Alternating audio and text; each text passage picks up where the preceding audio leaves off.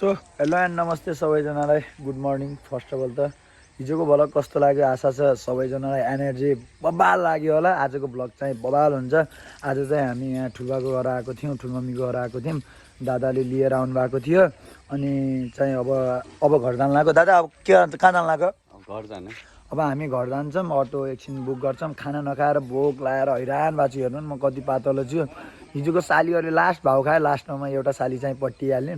धेरै खुसी लाग्यो मेरो भ्लगलाई चाहिँ यसरी नै यो जति यो भिडियोमा सपोर्ट गर्नुभएको छ त्यो भिडियोमा पनि त्यसरी नै सपोर्ट गर्नु होला अब देखाउँछौँ अगाडि खाना खान्छौँ त्यसपछि भान्जाहरूलाई हेर्छौँ एउटा भान्जा चाहिँ भात खान्ला मलाई दियो भने दिँदै दिन्न बाबु मलाई भात दिएन दिन्न भन्छ लोभी भन्छ ला अक्को अक्को बाबु अक्को माइका ल देख्नुभयो मामा भान्जाको माया भनेको यस्तो बच्चा 2-3 वर्षको तर माया धेरै मान्छ त्यही हो अब के गर्ने ए मेरो दादा चाहिँ मेरो मुटुको टुक्रा अनि यो छोरा हो ओए उठ गदा ओए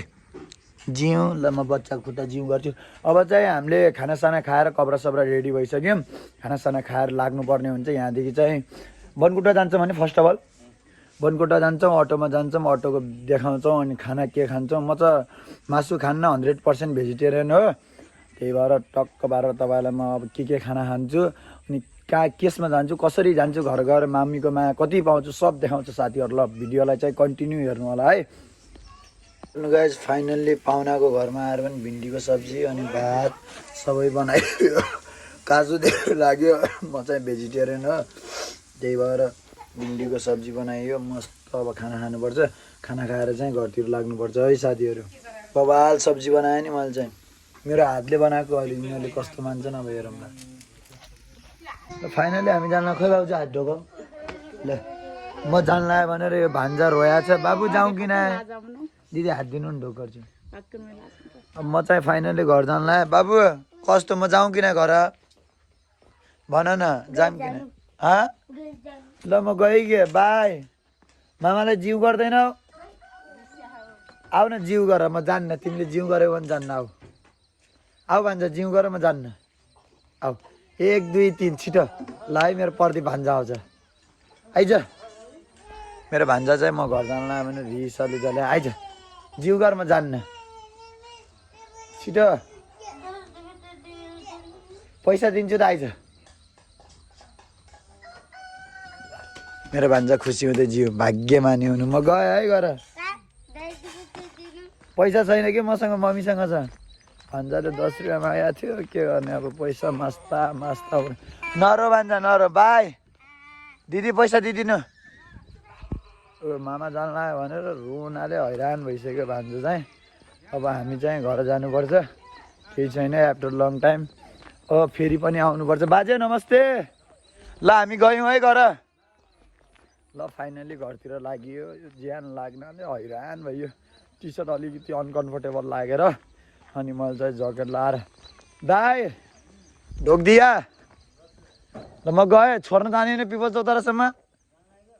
जाउँ आउनु ल ल ल है दाई बाई बाई ल फाइनल्ली हाम्रो डिगियाको गाउँ छोडेर जान लाग्यौँ मतलब कि म कस्तो मान्छे हो कि सबैलाई माया दया गर्छु के त्यही भएर मेरो लागि मान्छेहरू रुन्छन् मर्छन् त्यही भएर त 2 वर्षको मेरो एउटा एक्स छ 2 वर्षको छोरी छ त्यो एक्सले के भन्छ थाहा छ कपिल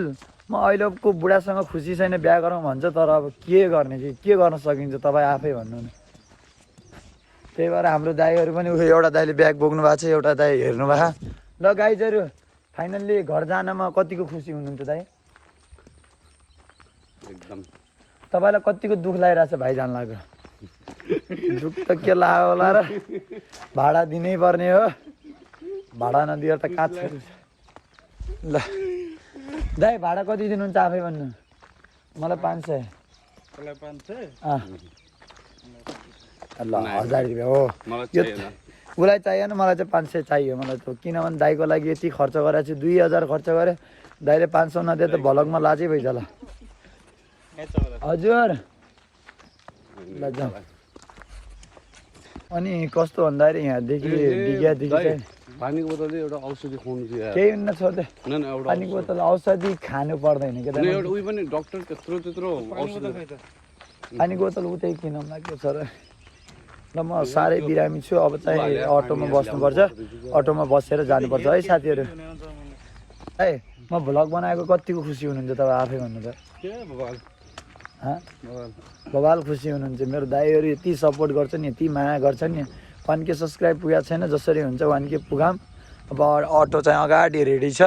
अटोमा जानुपर्ने हुन्छ यहाँदेखि कति भाडा लाग्छ अरे दाइ 70 दुई भाइको लाग्छ 140 114 रुपिस त्यसपछि चाहिँ अगाडि कति लाग्छ म तपाईँलाई भन्छु हामी फाइनली जानु लाग्यो अटो आइसक्नु भएको छ अटो अङ्कल दादा मलाई भाडा नाइ मलाई चाहिँ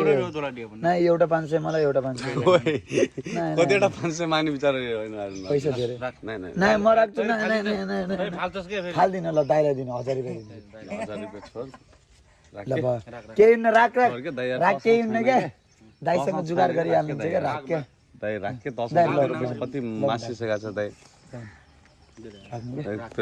दादा पैसा छैन भने भन्नु होला है मम्मीले हालिदिनुहुन्छ है राख दाइ के दाइलाई धेरै दुःख दिनु दाइ गाडी पिर नभने दाइ खुट्टा दिनु दाइ ढोक्छु म हात दिनु खुट्टा खुट्टा अर्को खुट्टा दाइ ल गल्ती भयो माफी पाऊँ है दाइ दाइ भाइलाई माइ हाम्रो भाइहरूको माया यति छ दाइ तपाईँ आएछ माइ खा 3 जनालाई ल दाइलाई माइ खा ल म घाँ दाइ नाइ कसैलाई दुःख दिनु फेरि यसले मलाई फोन गरेर दाइ घर आ म कपिल यस्तो गऱ्यो भन्नु मात्रै पऱ्यो म घर आएर सिधै पहिले एक झापड लाउने ल दाइ म गर्दैन दुःख दिन्न हुन्छ गाडी पिर के नभए दाइ यता तन्त्र भङ्ग पए दाइ म गयो भने फोन गर्छु है तपाईँलाई पनि लग्छु अब पाहुना आएन हामीले पनि बुझ्ने कुरा ल है दाइ मलाई थाहा छ दाइ छोरो अरू नै म त छोरो बिरामी बात देखेर नलगे अब छोरो ठिक भइहाल्छ दबाई गर्नु होला एकचोटि ल है दाइ ल दाइ बाई बाई दाइ ल फाइनल्ली हामी अटोमा बसिगयौँ दाइ 1000 रुपियाँ पाएको पनि कतिको खुसी हुनुहुन्छ खुसी छु 1000 रुपियाँ पाइन्छ अनि ल हामी फाइनली अटोमा बसिसक्यौँ तपाईँलाई अब बनकुट्टाको भ्यू देखाउँछौँ अब के गर्ने साथीहरू हामी चाहिँ बनकुट्टादेखि अघि पुगिसक्यौँ दाइ यो ठाउँलाई के भन्छन्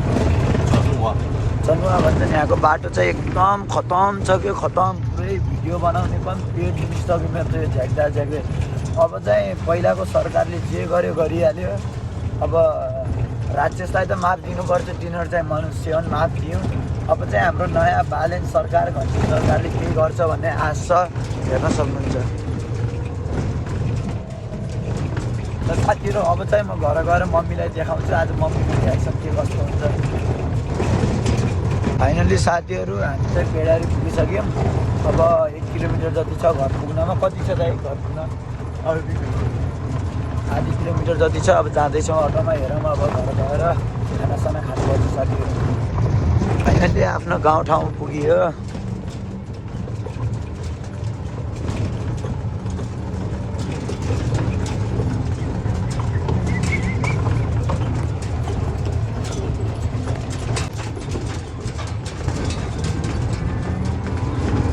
भुवन के छ नमस्ते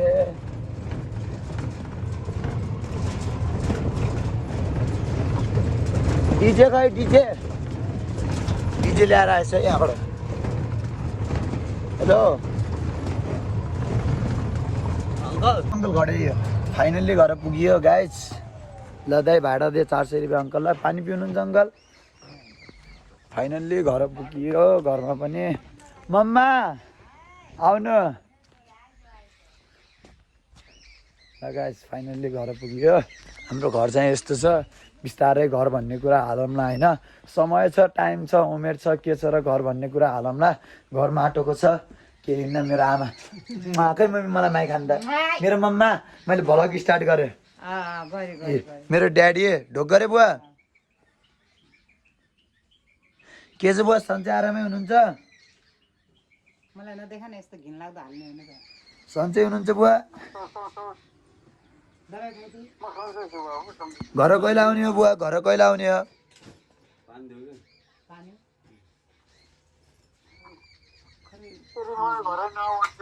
ल ल बुवा म राख्छु फेरि एकैछिन म आराम गर्छु है बुवा ल ल गाइज आजको भ्लग चाहिँ यति नै होइन सपोर्ट लाइक कमेन्ट सेयर अनि युट्युबलाई सब्सक्राइब धेरै धेरै माया र मिठो सम्झना छ सबैजनालाई 900 फ्यामिली पुगिसक्यौँ अझै फ्यामिली बढाऊँ लाइक कमेन्ट सेयर युट्युबलाई सब्सक्राइब गरौँ है साथी